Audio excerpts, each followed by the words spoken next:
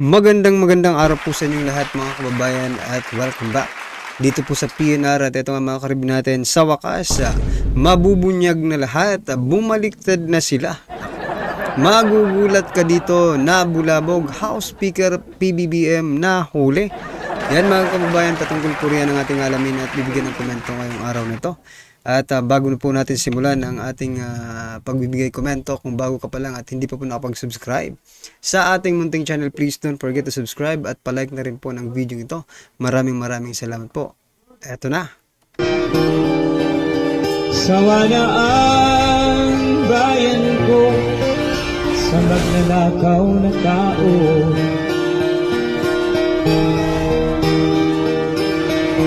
Ito ang nakakagulat. Viral trending ngayon sa mundo ng social media ang di mo ni balitang patuloy ang paglobo ng utang ng bansang Pilipinas at pinapalala pa nito ang mababang halaga ng piso kontra dolyar. Pero bago ang lahat mga kapinas, kung bago ka pa lang sa channel namin ay huwag mong kalimutan mag-subscribe at pakiclick na rin ang notification bell para mas maging up-to-date ka pa lalo sa lahat pa ng bagong videos na i-upload namin.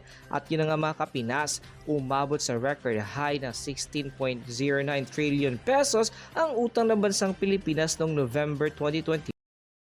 So yan mga kababayan, napakalaki po ng utang natin, no? 16.09 trillion, pero wala man lang tayong nakikitang proyekto. Saan kaya napunta ang ganitong kalaking pera? Nako. Tayong lahat po ang magbabayad nito, Hindi lang po sila. Kasama po ang taong bayan, lahat po ng nagbabayad ng tax kasama po, na magbabayad sa utang na ito.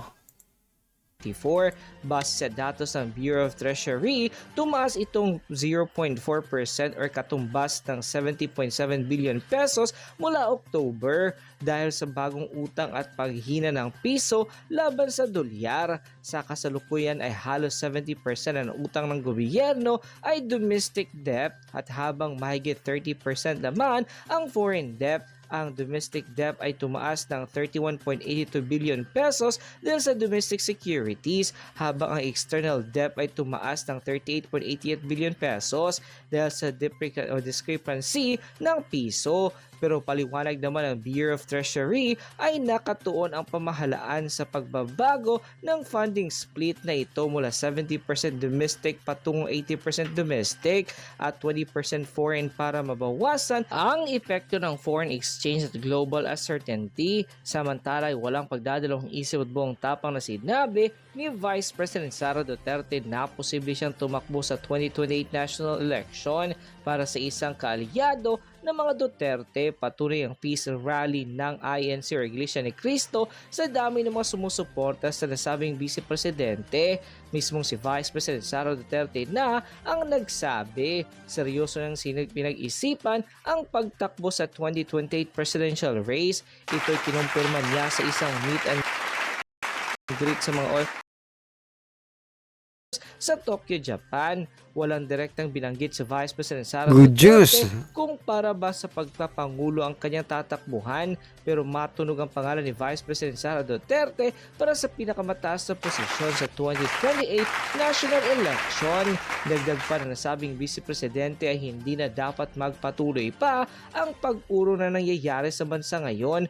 Marami daw ang dapat ayusin sa pulisya ng gobyerno, pero kaya daw ito nang magawa basta magkakaisa ang sambayan ng Pilipino. Matatandaan na dati nang sinabi ni Vice President Sara Duterte na sa 2026 siya ay magdesisyon kung talagang tatakbo siya na presidente or hindi. Para naman kay dating Presidential Legal Counsel Atty. Salvador Panelo ay siguradong maraming sosuporta sa Vice Presidente kung itutuloy niya ang pagtakbo. Patunay daw dyan ang dami ng tao na nagpunta sa peace rally ng Iglesia ni Cristo or INC. Sabi naman ng Department of Justice hindi makakaapekto ang peace rally ng INC or Iglesia ni Cristo sa investigasyon na ginawa ng NBI laban kay Vice President Sara Duterte.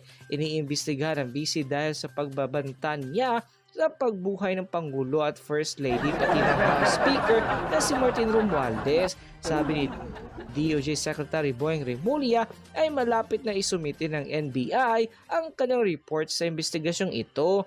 Matapos nga lumabas sa balitang ito ay umani agad ang samot-sari komento at reaksyon mula sa marami sa ating mga kababayan at marami nga sa kanila ngayon ang hindi napigilan kanilang sarili na maglabas ng kanilang hinaing at komento sa mundo ng social media. And the netizens posted, "Tama sir, the truth will set us free. Sino ba sila na dapat katakutan? Matakot kung kasinungalingan, pero kung katotohanan, hindi dapat magdiwang tayo ng masolusyonan ang ating pambansang number one problem. Ayaw nyo pa na may solusyon na? Ang batas na yan ang magiging susi sa tunay na pag-unlad ng ating bansa. I believe the corruption is a primary hindrance to the progress of the Philippines. Dapat ang taong bayan ang buboto para sa batas na ito kasi kung sila lang diyan, sa Senado mahirap maipasa yan dahil halos sa kanila korap. Magandang panukalang batas na iyan, sigurado ako sa daliri ang maghahangad pa na pumasok sa politika.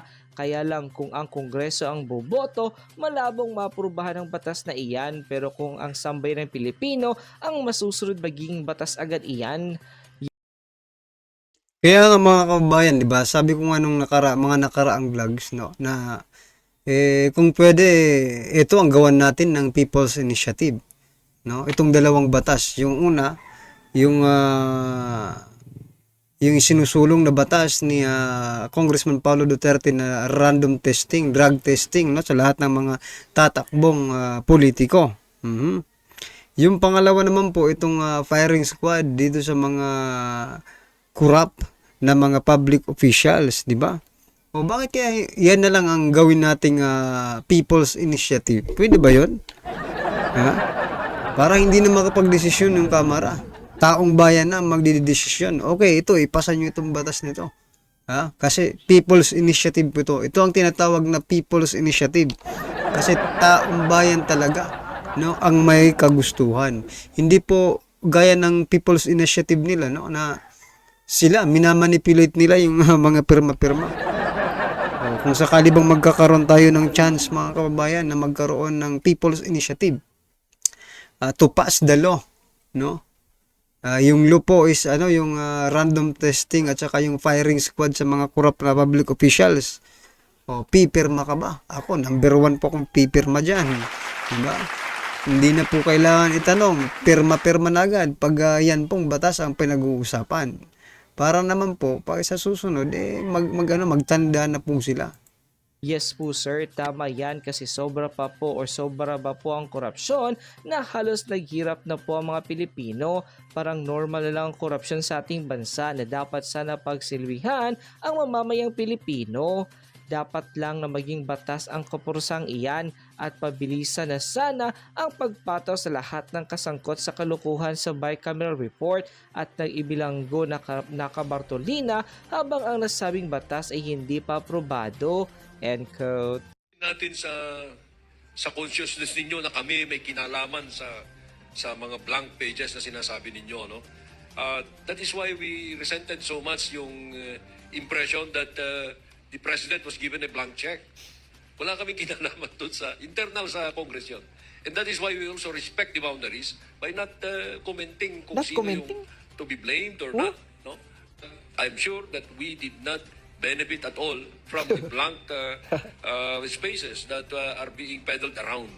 Kaya namin sinasabi na fake news yan dahil binibintang kay Presidente yung pag-fill up. Even if that is not what they said, that is the impression they want to give to... Ha? May sinabi pa na si Mr. President ang nag-fill up ng mga blank, yung mga blanco na naandun sa BICAM. Wala talaga nagsabi na si PBBM yun. Yun nga eh. Diyos ko, huling-huli no? Nakakatawa talaga mga lods kasi mga kongresista po at miyembro ng BICAM ang tinatanong, hindi si PBBM. Napaka-defensive nyo naman.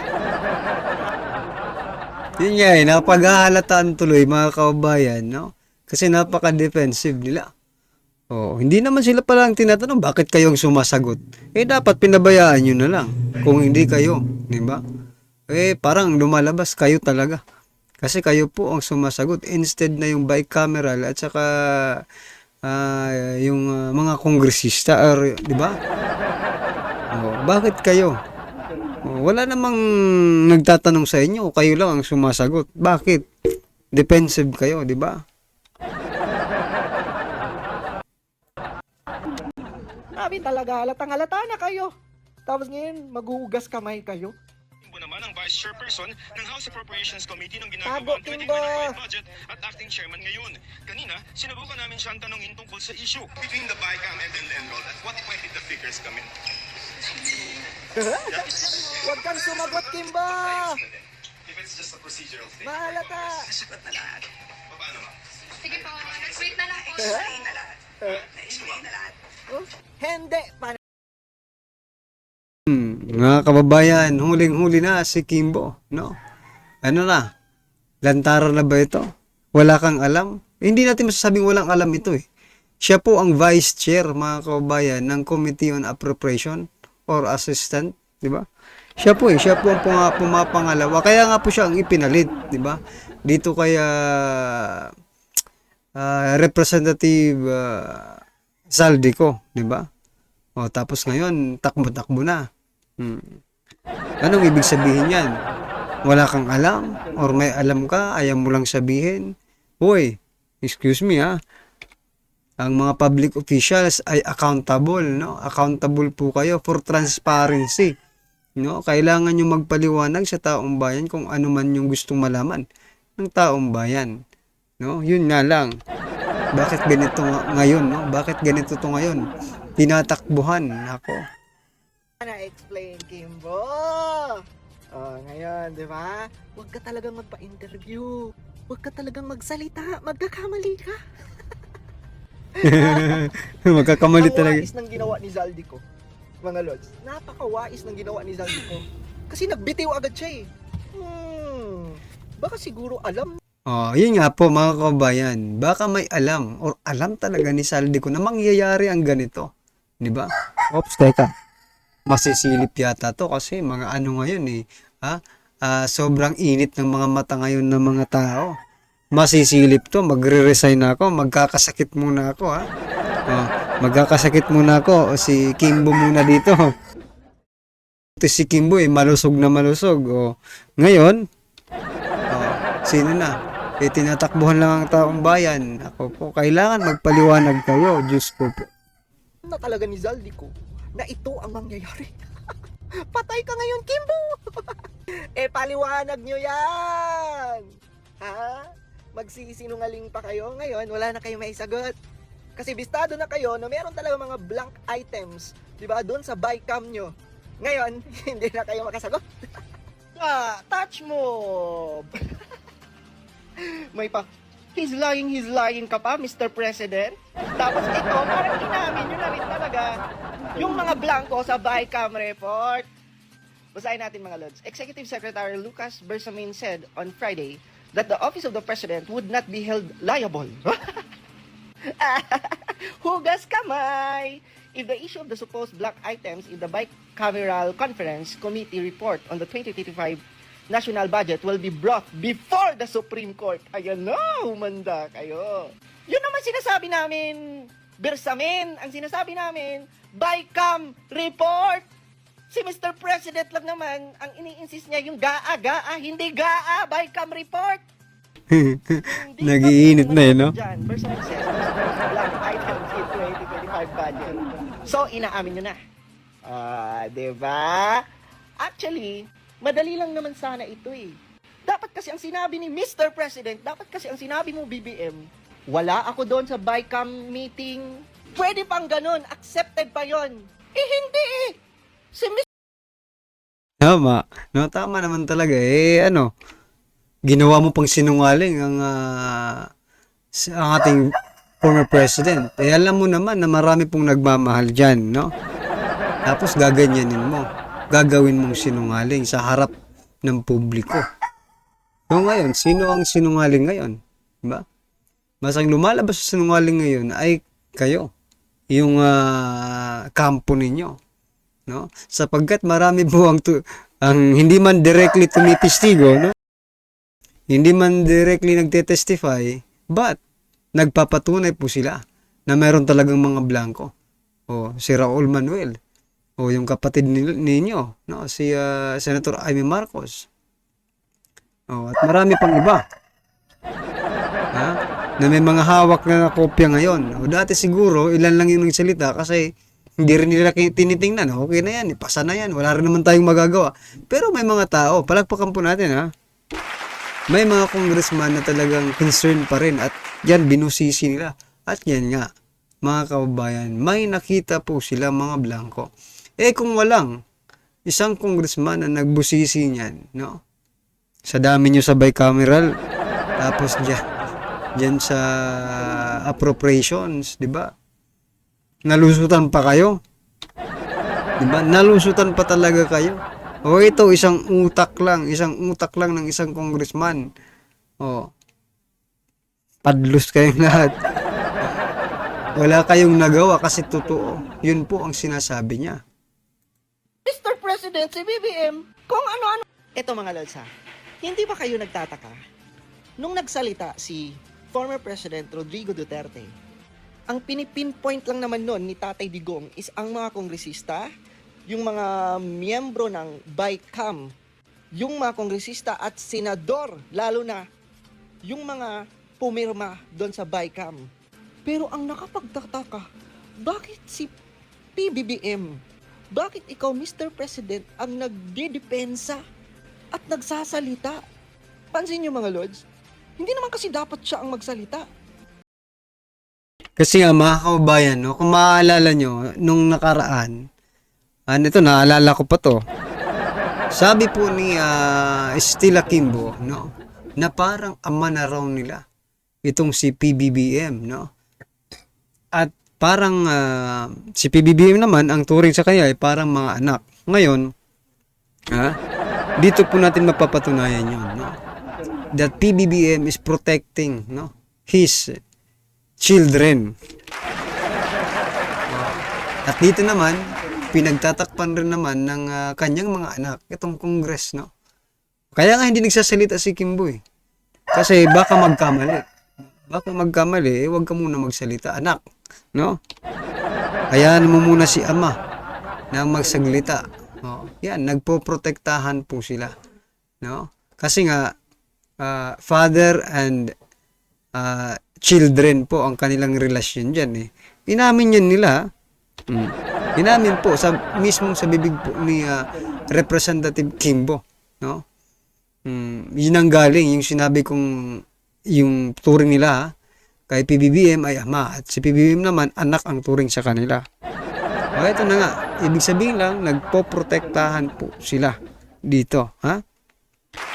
Well, anyway mga karibin natin, ano man po ang inyong reaksyon, opinion patungkol po sa video ito, i-comment lang po sa baba para at least alam ng ating mga kabayan ang inyong opinion. Maraming salamat po.